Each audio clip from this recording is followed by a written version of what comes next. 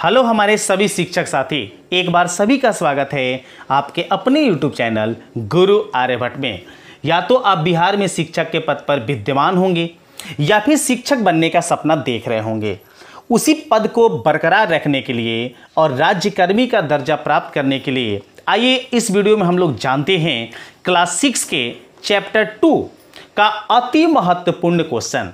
सबसे पहले इस वीडियो में हम आपको बताने वाले हैं वन लाइनर क्वेश्चन, और वन लाइनर क्वेश्चन के बाद उस वन लाइनर से जितने एमसीक्यू बन पाए हैं उतने एमसीक्यू बनाने का हम आपके सामने प्रयास किए हैं। और इस प्रश्न को आपको देखने से यह अनुमान लगेगा कि हाँ, वास्तव में बीपीएससी जो है लगभग इसी प्रकार का प्रश्न आपसे पूछेगा। और क्या आप इस क्लास 6 के जो भी क्वेश्चन हम आपको बनाने का प्रयास किए हैं, बताने का प्रयास किए हैं, क्या इन प्रश्नों का उत्तर आपको पता है? अगर पता है तो कुल कितने प्रश्नों का आज इस सेशन में जवाब दे पाते हैं?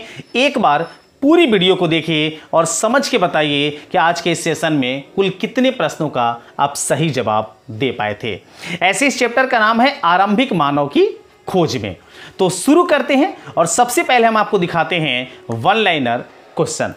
वन लाइनर क्वेश्चन में मेरे प्यारे साथियों हैं, जो पहला आपके सामने क्वेश्चन दिख रहा होगा कि हड़प्पा तथा मोहनजोदड़ो किस देश में अवस्थित हैं।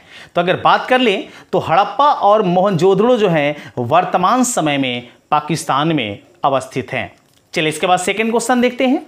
सेकंड क्वेश्चन मेरे साथियों है कि हड़प्पा काल की लिपि को किस नाम से जाना जाता था? तो हड़प्पा काल की नीति जो लिपि है उसे जाना जाता है चित्रलेखन के रूप में। प्रश्न 2 का जवाब होगा चित्रलेखन। प्रश्न 3 देखिए, हड़प्पा संस्कृति के 3 शिल्पकार का नाम बताना है। 3 को शिल्पकार जो थे हड़प्पा संस्कृति में वो कौन कौन से थे? तो 3 शिल्पकार में नाम आते हैं, पहले का कुम्हार, दूसरे का नाम आता है बढ़ई और तीसरे के मेरे साथियों नाम आता है जुलाहा। क्या इन प्रश्नों का आप उत्तर जानते थे? अगर जानते थे तो आपकी तैयारी काफ़ी अच्छी हो चुकी है। अगर नहीं जानते थे तो इस वीडियो को पूरा वॉच कीजिए ताकि आप समझ सकें कि आपके एग्जामिनेशन में कैसे प्रश्न पूछे जाएंगे। आइए पहले वन लाइनर क्वेश्चन पर ध्यान दिया जाए, उसके बाद हम आपसे एमसीक्यू भी इस चैप्टर में करवाने वाले हैं। चौथा क्वेश्चन देखिए, मोहनजोदड़ो का क्या अर्थ है? यह तो हमें लगता है शायद आपको पता हो। मोहनजोदड़ो का अर्थ होता है मृतकों का टीला। आप सही समझ लीजिए, ये 6 क्लास के चैप्टर से बनाया हुआ है वन लाइनर। काफी मेहनत लगा है ताकि आपके एग्जामिनेशन को बेहतर करवा सकें। हड़प्पा संस्कृति को आज किस नाम से पुकारा जाता है? तो हड़प्पा संस्कृति जो वर्तमान समय में पुकारा जाता है उसे सिंधु घाटी की सभ्यता के नाम से जाना जाता है। हड़प्पा संस्कृति के 2 महत्वपूर्ण भवन कौन कौन से हैं? तो 2 महत्वपूर्ण भवन मेरे साथियों मिलता है हड़प्पा संस्कृति में, वो मिलता है स्नानागार और ध्यानागार, मतलब अन्न भंडार। स्नान करने वाला जगह और अन्न को रखने वाला जगह जिसे धान्यागार के नाम से जाना जाता है। प्रश्न 7 देख लीजिए, हड़प्पा संस्कृति के काल में मिट्टी के बर्तन हरियाणा राज्य में किस स्थान से प्राप्त हुए? तो हरियाणा में प्राप्त हुए हैं भवानी खेड़ा से। आप काफी अच्छे तरीके से इस वीडियो को ध्यान से देखिएगा और सारे क्वेश्चन महत्वपूर्ण है, इसलिए वीडियो को अपने सभी दोस्तों में शेयर करने का भी प्रयास कीजिएगा। अगर आप चाहते हैं तो स्क्रीनशॉट इसको ले सकते हैं। आइए अगले क्वेश्चन की ओर आते हैं। अगला प्रश्न मेरे प्यारे साथियों है जो कि है 8 नंबर में। प्रश्न क्या है वो देखिए, तो हड़प्पा संस्कृति काल की सबसे बड़ी उपलब्धि क्या थी? तो इसका नाम होगा लिपि का आविष्कार। मतलब हड़प्पा संस्कृति के जो लोग थे वो लिखने की कला का आविष्कार कर चुके थे, उनके लिए सबसे बड़ी उपलब्धि यही थी। प्रश्न 9 देखेंगे, उस नगर का नाम लिखिए जिसकी सबसे पहली खोज भारत में हुई। तो नगर का नाम है मोहनजोदड़ो। इसका सही जवाब होगा मोहनजोदड़ो। आइए प्रश्न देखते हैं 10, मोहनजोदड़ो नगर की खुदाई कब की गई? तो यह खोदा गया है मेरे प्यारे साथियों 1921 से 1922 ईस्वी के बीच। अर्थात सही जवाब होगा कि इस नहर की खोदाई की गई है 1921 से 1922 ईस्वी के बीच। आइए अगले प्रश्न की ओर आते हैं। अगला प्रश्न आपके सामने है मेरे प्यारे साथियों नंबर 11 में। 11 प्रश्न देखिए, और 11 है कि सिंधु घाटी सभ्यता का समाज मुख्यतः कितने भागों में बटा था? सिंधु घाटी सभ्यता जिसको हम लोग पुराने समय में हड़प्पा संस्कृति की सभ्यता के नाम से भी जानते थे। वो कितने भागों में बटा था? तो भागों में बटा था मेरे साथियों, 2 भागों में। एक बटा था स्नानागार, मतलब एक मुख्य रूप से कह सकते हैं कि स्नानागार था, और एक था धन्यगार। चलिए 12 देखिए, मोहनजोदड़ो नगर की प्रभावशाली कृति कौन सी थी? तो 2 उपलब्धि अभी अभी गिने थे, आइए उसको इस उत्तर में शामिल करते हैं। विशाल स्नानागार मोहनजोदड़ो नगर की सबसे प्रभावशाली कृति थी। विशाल मतलब बड़ा स्नानागार, लोग बहुत बड़े क्षेत्रों में स्नान करते थे, ऐसा वहां की खुदाई से पता चला है। प्रश्न नंबर 13 देखिए, हड़प्पा संस्कृति के लोगों का मुख्य व्यवसाय क्या था? तो हड़प्पा लोग जो थे वो मुख्य रूप से कृषि अर्थात खेती करते थे। प्रश्न 14 देखिए, हड़प्पा संस्कृति के लोगों का भोजन क्या था? वो क्या खाते थे हड़प्पा संस्कृति के लोग? तो हड़प्पा संस्कृति के लोग अपने भोजन में गेहूं, चावल, दूध तथा दूध से बनी वस्तुएं, मांस, फल तथा सब्जियों का प्रयोग करते थे। अब इसके बाद 15 क्वेश्चन देखिए वन लाइनर में। हड़प्पा सभ्यता के नगरों का निर्माण कब हुआ था? तो ये हुआ है मेरे प्यारे साथियों लगभग 4700 साल पहले। तो ये रहे मेरे पास वन लाइनर क्वेश्चन, और वन लाइनर क्वेश्चन जो आपके सामने लाया गया है, उम्मीद करते हैं ये काफी ज्यादा आप लोग को इंपॉर्टेंट होगा। अब आइए इनसे जितने भी क्वेश्चन हमारे बन पाए हैं, ताकि हम आपको एमसीक्यू के माध्यम से भी समझा सकें कि आपको कैसे इस चैप्टर से सवाल पूछे जा सकते हैं। तो देखिए पहला एमसीक्यू आपके सामने है, जवाब अगर आपको पता होगा तो जरूर बताइएगा, नहीं पता होगा तो स्क्रीनशॉट लीजिएगा और लिख लीजिएगा। प्रश्न नंबर 1, हड़प्पा सभ्यता के नगरों का विकास हुआ था। अगर थोड़ा सा भी वन लाइनर क्वेश्चन पर ध्यान दिए होंगे, इस सवाल का जवाब दम आपको पता चलेगा। ऐसे ऑप्शन है 2200 साल पहले, 2500 साल पहले, 3900 साल पहले, यह मेरे साथियों बताना है 4700 साल पहले। तो अभी अभी बताया गया था, इसका सही जवाब होगा मेरे प्यारे साथियों डी, 4700 साल पहले। आइए अगले प्रश्न की ओर आते हैं। अगला प्रश्न मेरे प्यारे साथियों है, इसका जवाब दीजिए अगर आपको पता हो तो। प्रश्न क्या है मेरे प्यारे साथियों? तो हड़प्पा नामक पूरा स्थल अब किस देश में है? मतलब हड़प्पा नामक जो सभ्यता है उसका पूरा स्थल जो है वो किस देश में चला गया है? ये ऐसे ऐसे देखिए, इस प्रकार से बीपीएससी आपसे एक सवाल पूछने वाला है। देख लीजिए कितने आपसे सटीक सवाल हम बनाने का प्रयास किए हैं। अगर आपको सवाल अच्छा लग रहा हो, प्रश्न आपको अच्छे लग रहे हो, तो वीडियो को जरूर लाइक कीजिए। चलिए, भारत, पाकिस्तान, अफगानिस्तान या फिर ईरान? तो बता दें हड़प्पा नामक जो पुराना स्थल है उसका अस्तित्व चला गया किस देश में? पाकिस्तान में। ऑप्शन बी जो होगा इसका राइट आंसर होगा। चलिए इसके बाद देखते हैं अगला क्वेश्चन। अगला प्रश्न आपके स्क्रीन पर है मेरे प्यारे साथियों। प्रश्न है कि हड़प्पा संस्कृति, हड़प्पा के नगर कितने हिस्सों में विभाजित थे? तो हड़प्पा की जो संस्कृति थी वो 3 भागों में विभाजित थी। मेरे प्यारे साथियों देखिएगा, उस नगर के कितने हिस्से बांटे गए थे? तो हड़प्पा के भाग 3 भागों में बटे थे मेरे प्यारे साथियों। ऑप्शन बी जो होगा सही जवाब होगा। चलिए इसके बाद अगले क्वेश्चन को देखिए। थोड़ा तेज प्रश्न करेंगे ताकि जल्दी जल्दी आपका हम क्वेश्चन बता सकें और कम समय में बहुत अधिक से अधिक क्वेश्चन आपको करवा सकें। चौथा प्रश्न, हड़प्पा के नगरों का ऊंचाई वाला भाग क्या कहलाता है? हड़प्पा नगर के ऊंचाई वाले जो भाग होते थे उसे क्या कहते थे, आपको ये बताना है। तो ऊंचाई वाले भागों को नाम दिया गया था और इसका नाम दिया गया था निचला नगर। देखिए थोड़ा सा अच्छे से समझिएगा, हड़प्पा के नगरों का ऊंचाई वाला जो भाग है मेरे प्यारे साथियों उसे बोला जाता निचला नगर। मेरे साथियों कुछ लोग ध्यान दीजिएगा, काफी पहले के नाम अलग अलग मिलते थे, तो आप इस बात पर ध्यान दीजिएगा। इस प्रश्न का सही जवाब हो जाएगा ऑप्शन नंबर डी। अगर आपको नहीं पता तो गूगल भी सर्च कर देख सकते हैं। आपको लगता होगा कि हम सारे सवाल का जवाब आपको गलत दे रहे हैं, तो गूगल सर्च करके देख सकते हैं। प्रश्न 5, हड़प्पा के नगरों के निचले और बड़े वाले हिस्से को क्या कहते थे? मतलब जो निचले हिस्से थे वो क्या कहलाते थे, बड़े हिस्से जो होते थे? तो प्रश्न 5 का मेरे सार्थक जवाब होगा, उसको कहा जाता था छोटा दुर्ग। याद रखिएगा, निचला नगर के नाम से जाना जाता था बड़ा हिस्सा। याद रखेंगे, निचला हिस्सा क्या, निचला नगर क्या कहलाता था? बड़ा हिस्सा, जो बड़े हिस्से होते थे नगरों के, उसको बोला जाता था क्या? निचला नगर, जबकि छोटे जो हिस्से थे वो कहलाता है छोटा दुर्ग। अच्छे से याद रखिएगा क्योंकि इसमें कंफ्यूजन वाली चीजें आपके सामने आ जाएंगी। नेक्स्ट अगला प्रश्न मेरे प्यारे साथियों है, प्रश्न क्या है वो देखिए। आपको बताना है कि महान स्नानागार मिला है। अब यहां पर देखिए 4 ऑप्शन तो हम आपके सामने लिए जरूर हैं, लेकिन कंफ्यूजन क्वेश्चन में है। हड़प्पा में मिला था, मोहनजोदड़ो में मिला था, लोथल में मिला था, या फिर कालीबंगा में। अगर अभी वन लाइनर क्वेश्चन देखे होंगे तो आपको पता होगा इस प्रश्न का आंसर कि महान स्नानागार कहां मिला है। तो मेरे प्यारे साथियों, इसका सही जवाब हो जाएगा हड़प्पा में, ऑप्शन ए के साथ यहां बढ़ेंगे आगे। अगर सेशन अच्छा लग रहा होगा तो जरूर लाइक कीजिए और अपने सभी दोस्तों में इसे शेयर करने का प्रयास कीजिए। अगला प्रश्न देखिए मेरे प्यारे साथियों, प्रश्न क्या है कि अग्निकुंड मिले हैं। अग्निकुंड किस में मिले हैं? लोथल में मिले हैं, हड़प्पा में मिले हैं, मोहनजोदड़ो में मिले हैं, या फिर बनावली में मिले हैं? तो प्रश्न 7 का जवाब होगा लोथल में मिले हैं। ये हड़प्पा और मोहनजोदड़ो में ये दोनों चीज नहीं मिले हैं, अग्निकुंड मिला है मुख्य रूप से लोथल में।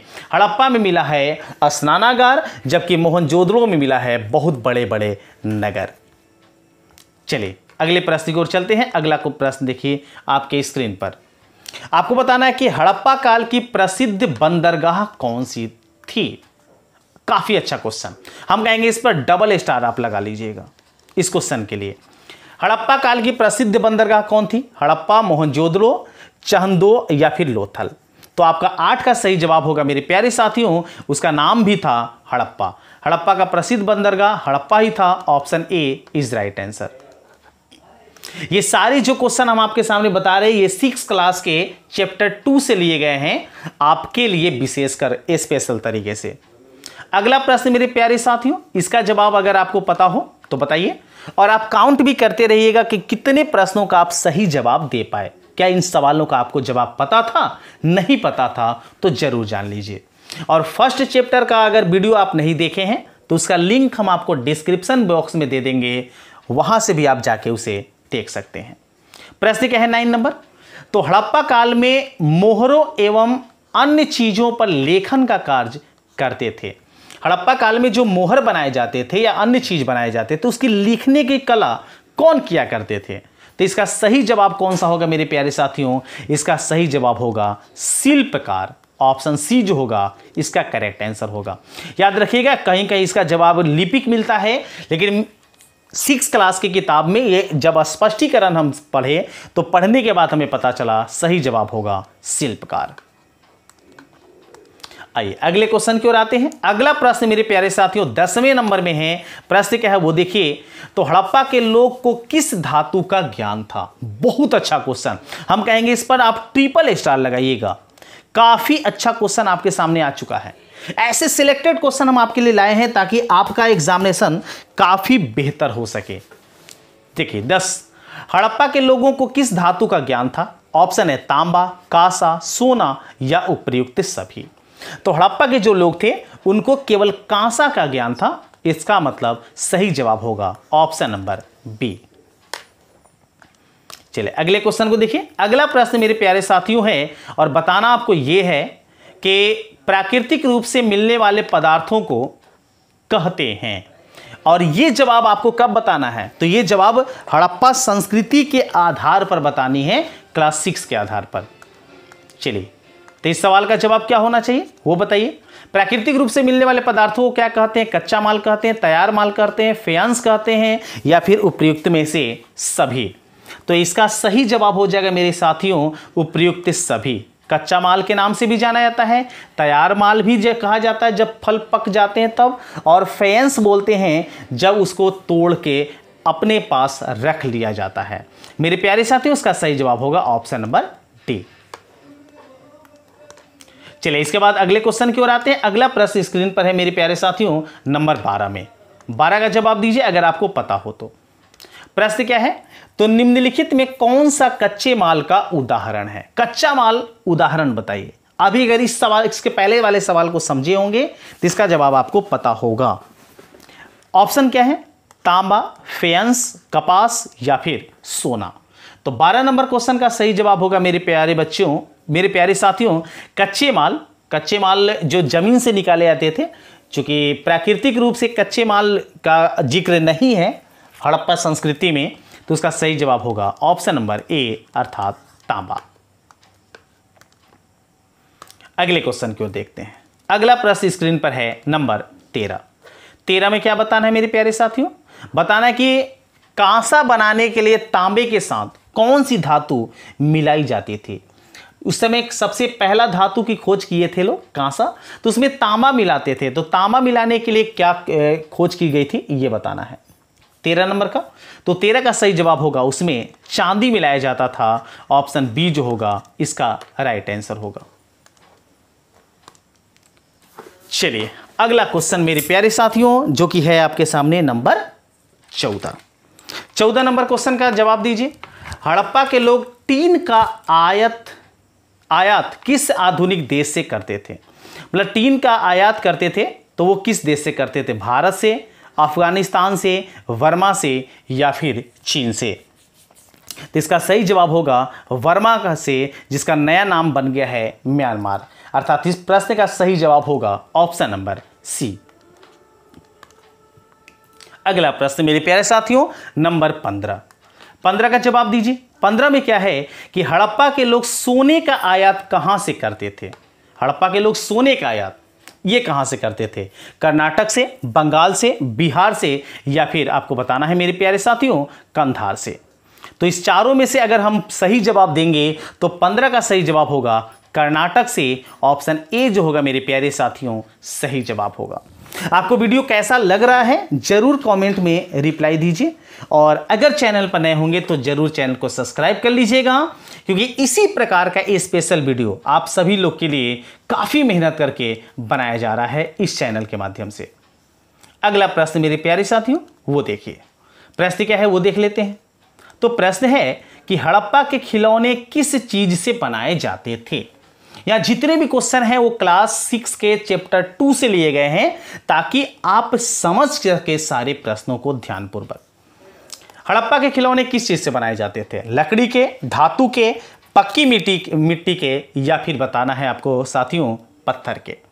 तो इसका सही जवाब 16 का हो जाएगा मेरे प्यारे साथियों कि हड़प्पा संस्कृति में जो खिलौने बनाए जाते थे वो बनाए जाते थे धातु से। ऑप्शन बी जो होगा इसका सही आंसर होगा। ऑप्शन बी के साथ चले बढ़ते हैं आगे। अगला प्रश्न मेरे प्यारे साथियों जो कि आपको दिख रहा होगा 17 नंबर में 17 प्रश्न देखिए ऑब्जेक्टिव में बनाने का हम प्रयास किए हैं आपके सामने। कितने अच्छे अच्छे क्वेश्चन। लोथल नगर किस नदी के तट पर बसा था? काफी अच्छा क्वेश्चन। हड़प्पा संस्कृति में आप लोग कभी कभी पढ़े जरूर होंगे कि लोथल नगर का भी जिक्र किया गया है। तो यह किस नदी के तट पर बसा था? ऑप्शन बताना है आपको नर्मदा, तापी, लूनी या फिर साबरमती। तो मेरे प्रश्न का 17 का सही जवाब होगा मेरे प्यारे साथियों वो हो जाएगा ऑप्शन नंबर डी साबरमती। 17 के साथ बढ़ेंगे ऑप्शन डी के साथ। चलिए इसके बाद नेक्स्ट क्वेश्चन की ओर आते हैं मेरे प्यारे साथियों। इसका जवाब अगर पता हो बताने का प्रयास कीजिए। प्रश्न क्या है मेरे साथियों? तो मुहरबंदी का क्या अर्थ है? जो हड़प्पा संस्कृति थी उसमें मुहरबंदी का क्या अर्थ होता है ये बताना है। ऑप्शन मिलेंगे 4। पहला ऑप्शन है नई मुहरें बनाना, मुहरों का व्यापार करना, मुहरों पर छाप लगाना या फिर मुहरें सुरक्षित रखना। मुहरबंदी का सही अर्थ बताना है इसमें से। अगर आप थोड़ा सा भी समझदार होंगे या फिर आपको लगता होगा इस सवाल के जवाब के तहत तो जरूर कमेंट कीजिए। ऐसे बता दें 18 का सही जवाब होगा मुहरों का व्यापार करना। मुहरबंदी का सार्थक अर्थ जो हड़प्पा संस्कृति में था वो था मुहरों का व्यापार करना। ऑप्शन बी के साथ चले बढ़ेंगे आगे। अगले क्वेश्चन को देखते हैं मेरे साथियों। ये क्वेश्चन देखिए, ये क्वेश्चन कितना सॉलिड, कितना आसान क्वेश्चन, लेकिन काफी ज्यादा आप लोग के लिए महत्वपूर्ण। हड़प्पा सभ्यता का पतन कब हुआ?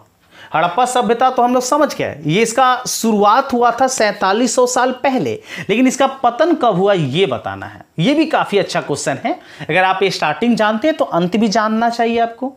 तो इसका सही जवाब देंगे कि इसकी चूंकि खोज की गई है तो खोज में पता चला कि 47 साल पहले खोज की गई। तो सिंपल सी बात है, उस समय पतन हुआ होगा। अगर थोड़ा सा सवाल पर ध्यान देते हैं तो आपको इस सवाल का जवाब थोड़ा सा घुमा के पूछा गया है कि पतन कब हुआ, तो इसका सही जवाब होगा 4700 साल पहले, क्योंकि 4700 साल पहले की जानकारी ही तो खोद के द्वारा या कह सकते हैं कि खान में उसके अवशेषों के द्वारा प्राप्त हुए हैं। तो मेरे प्यारे साथियों, सही जवाब होगा ऑप्शन नंबर डी। आइए अगला प्रश्न देखते हैं। अगला प्रश्न मेरे प्यारे साथियों है नंबर 20 में। 20वें का जवाब दीजिए अगर आपको पता हो। प्रश्न क्या है? तो हड़प्पा सभ्यता के पतन के कितने सालों के बाद नए नगरों का विकास हुआ? हड़प्पा सभ्यता का पतन जो है ये तो मेरे प्यारे साथियों हो गया 4700 वर्ष पहले। तो उनके पतन के कितने साल के बाद नए नगर की स्थापना हुई ये बताना है। काफी अच्छा क्वेश्चन आप लोग के लिए ये भी बनाया गया है। ऑप्शन 4 मिलेंगे 1400 साल, 1800 साल, 2000 साल या फिर 2200 साल के बाद, ये बताना आपको। तो चलिए इस प्रश्न का सही जवाब बता दें। इसका सही जवाब होगा 1800 साल बाद।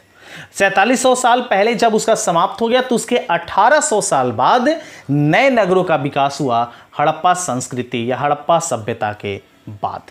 ऑप्शन बी जो होगा मेरे प्यारे साथियों इसका सही जवाब होगा। अगला प्रश्न आपके स्क्रीन पर। प्रश्न क्या है मेरे साथियों? तो प्रश्न है कि मिस्र की सभ्यता का विकास कब हुआ? मिस्र की सभ्यता का विकास कब हुआ है यह बताना है आपको।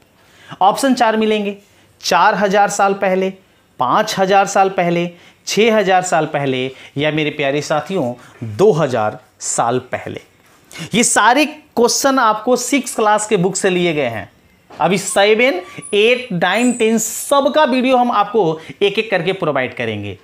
तो अगर मेरे चैनल पर नए होंगे तो जरूर चैनल को सब्सक्राइब कर लीजिएगा ऐसे स्पेशल और यूनिक वीडियो को प्राप्त करने के लिए। अच्छा चलिए 21 का जवाब दीजिए। 21 का जवाब क्या होगा? तो 21 का जवाब होगा कि मिस्र की सभ्यता का विकास हुआ है मेरे प्यारे साथियों 6000 साल पहले। ऑप्शन सी के साथ यहां बढ़ेंगे आगे। अगला प्रश्न देखिए नंबर 22 में। 22 नंबर प्रश्न में क्या है मेरे प्यारे साथियों? प्रश्न है क्या?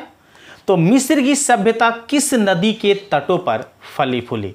आपको यह बताना है कि मिस्र की जो सभ्यता है वो किस नदी के तट पर फली फूली या किस तट पर उसकी भी सबसे ज्यादा प्रोग्रेस किया ये बताना है।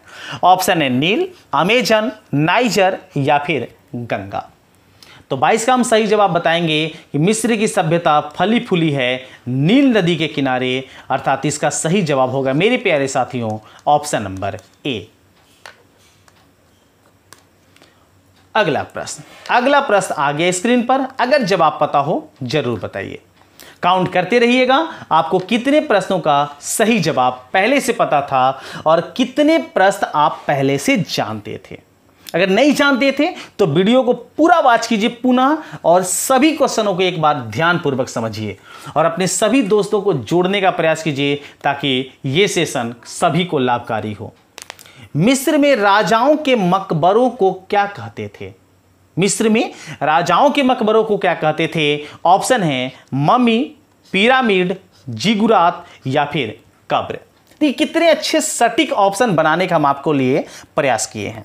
अगर आपको क्वेश्चन अच्छा लग रहा है तो एक जरूर लाइक कीजिए क्योंकि आप लाइक में कंजूसई कर रहे हैं। 23 नंबर क्वेश्चन।